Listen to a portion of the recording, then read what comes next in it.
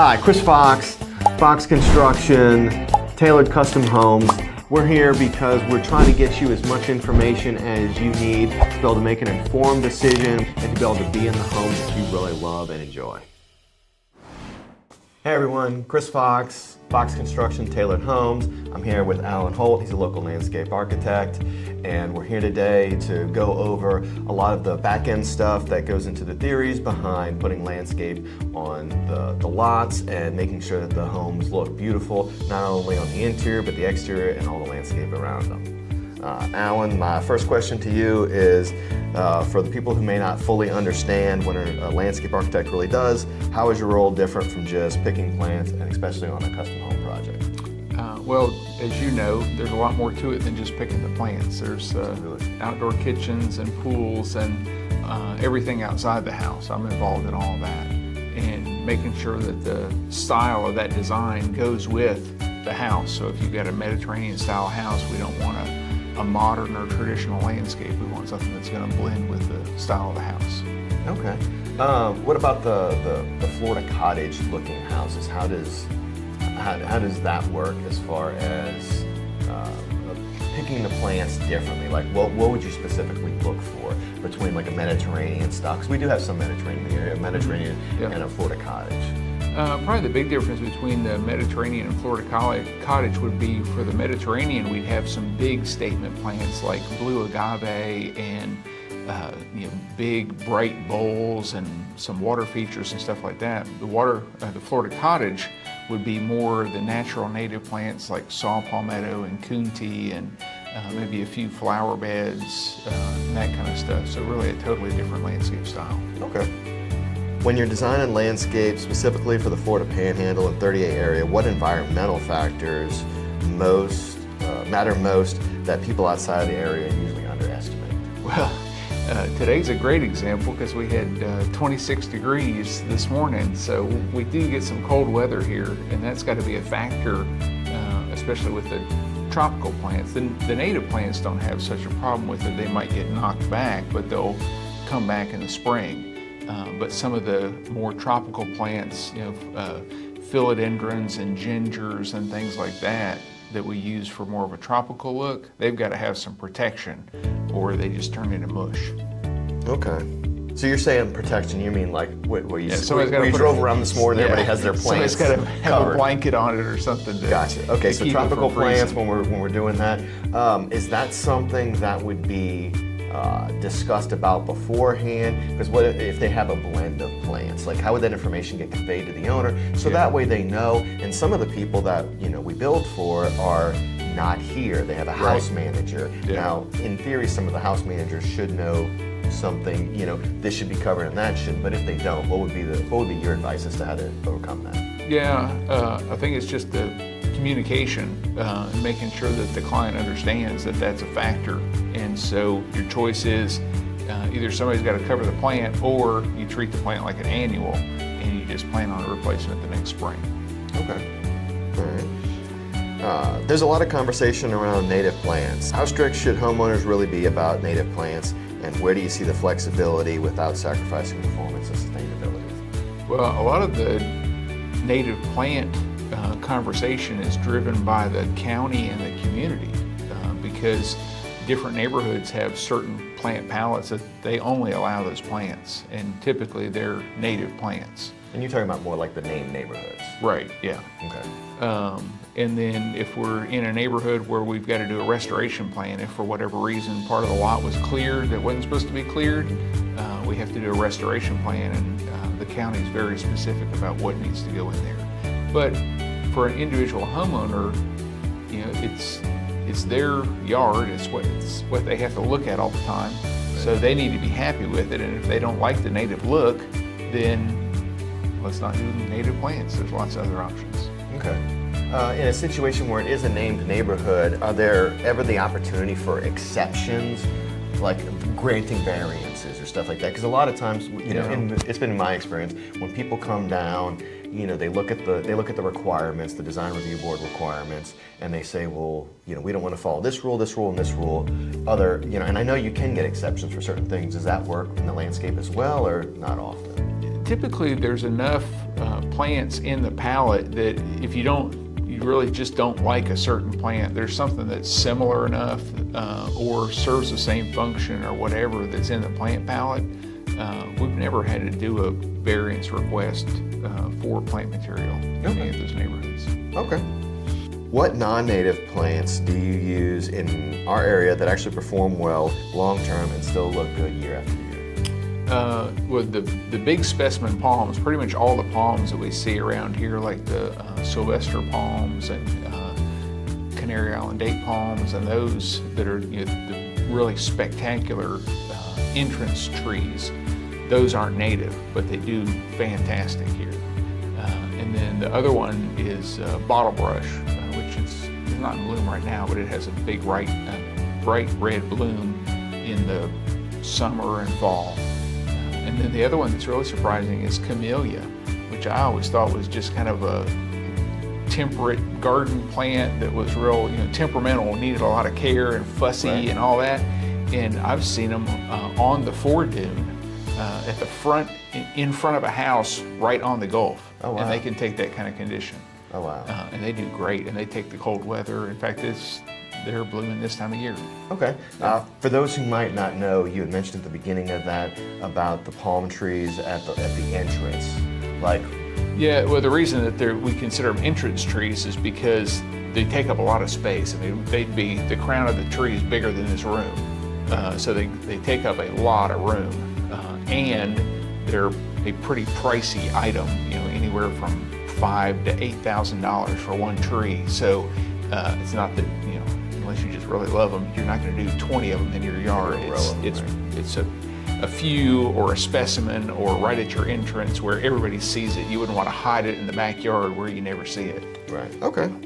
That makes sense. When planning during construction, how should the homeowners think about what their landscape will look like 5 or 10 years down the road instead of just moving in? Yeah, the biggest thing that everybody forgets is that plants are going to grow. And I think about that in the design, and I try to communicate that to the client, and I try to find a balance between putting in tiny plants with 5 feet of space in between them, or putting in 5 foot wide plants at the beginning of the installation, right. But then they just always look the same. So there's a balance there, and they've just got to be patient and give it time to grow. Otherwise, they've got to come back and pull plants out. If we smash them all in where it looks finished at installation, it's going to be overgrown, and some of the plants are going to die just because they're choked out.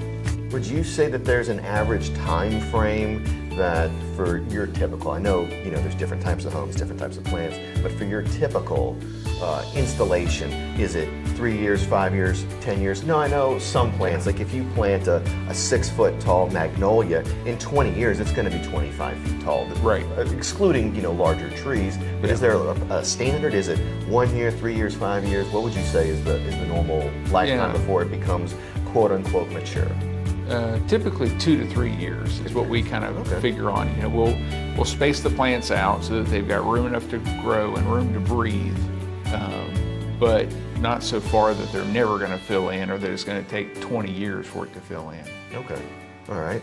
And for the client who would want it to be mature from the word go, now there's a cost to that because you're going from a 1 gallon to a 5 gallon. Right. But is there anything that you've experienced as far as like a difficulty in them surviving when they get bigger, or what have been some of the challenges that you've seen with putting in fully mature landscaped solutions rather than something that's going to grow into the area? Yeah, the bigger challenge there is really with the trees. The shrubs, there's not the availability and the price is a factor for those because, like you're saying, as the plants get bigger, they've been in the nursery for longer, so they charge more for them. But I've seen cases where we put a live oak in. One will be 4 inches and one will be 1 inch. And the 1 inch tree will catch the 4 inch tree within a couple of years, because that 4 inch tree goes into shock and just doesn't do anything for the first 2 or 3 years. Okay. Whereas the 1 inch tree is able to easily spread its roots out, get going, and start growing. Okay.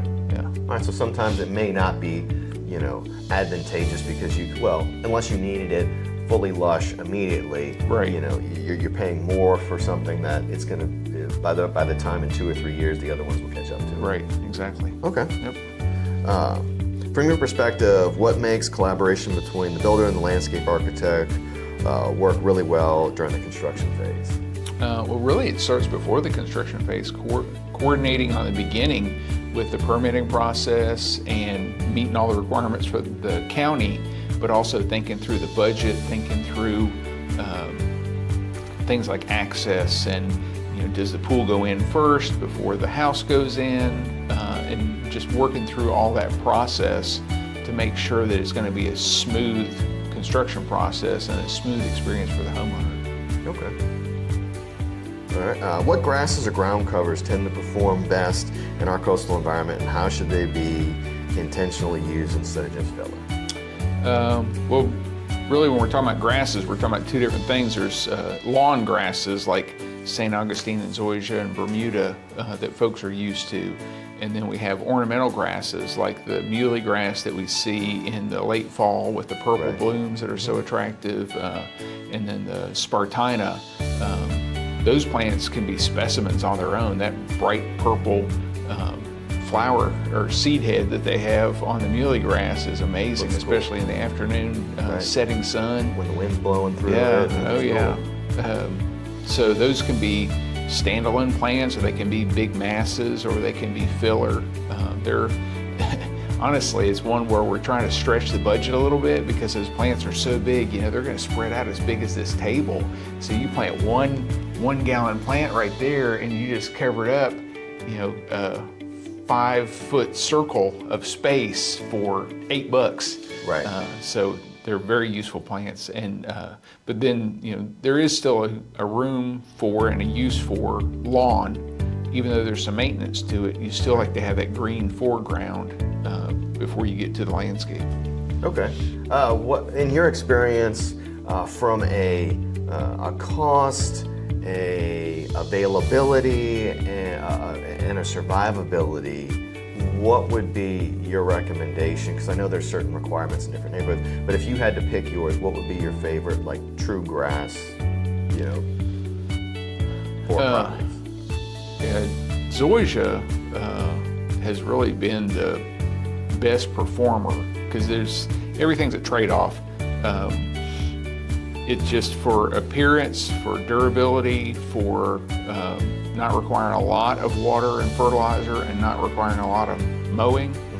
Zoysia seems to win out every time. Okay. And is there, I'm not 100% sure if you get into much of this, but, you know, we've installed grasses in the past and we've had grubs eating them or just different things just because it got picked up from wherever, you know, Right. wherever they pulled it up from.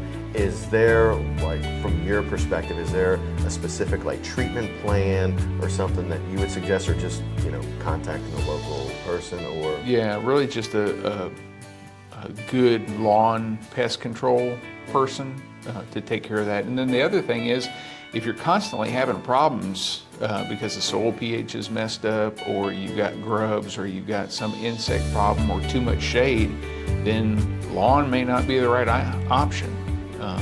Sometimes in some of the neighborhoods we can do artificial turf. I'm not a huge fan of it, but it does have its place. When you need a durable green surface, like if you've got big dogs that are running around the yard all the time, there's no turf grass that's going to survive that. Right. So artificial turf in some cases is the way to go. Okay. And you talked about the pH balance. Is there treatments that you can use to solve for that?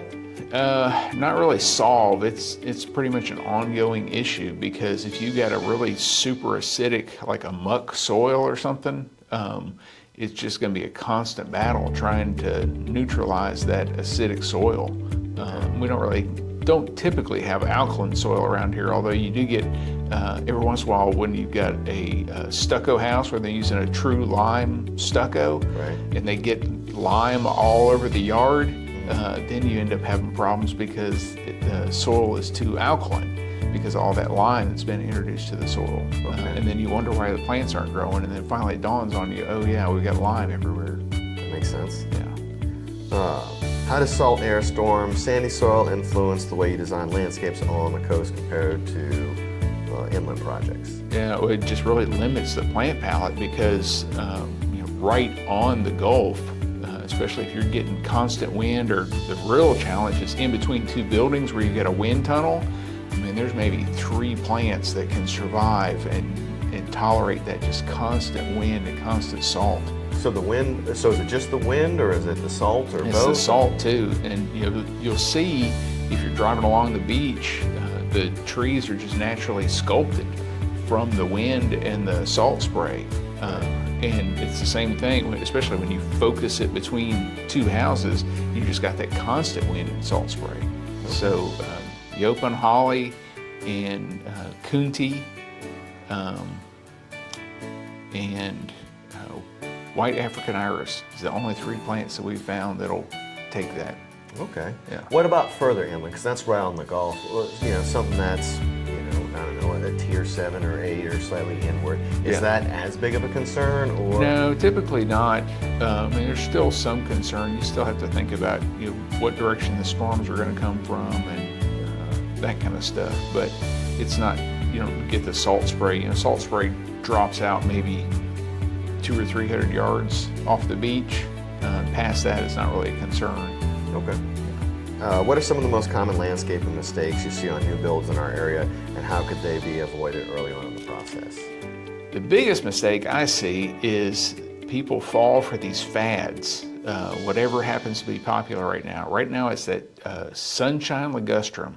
It's this little small yellow leafed plant, and everybody's using it. And I've challenged all the landscape contractors to show me an installation where that's been in the ground for 5 years and nobody can do it because it just doesn't last. It looks really cool when it first goes in, but then it just dies off in a couple of years.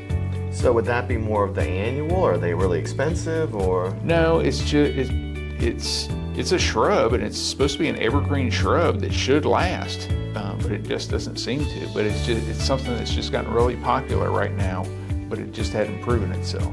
I got you. Yeah. From your experience, where does the smart landscape design add the most real value to a home, both visually and financially? For that, I think it's investing in really good plant material to begin with, and that's whether it's big plants or small plants, making sure that you're getting stuff from a good quality nursery and that the contractor knows what they're doing on the installation.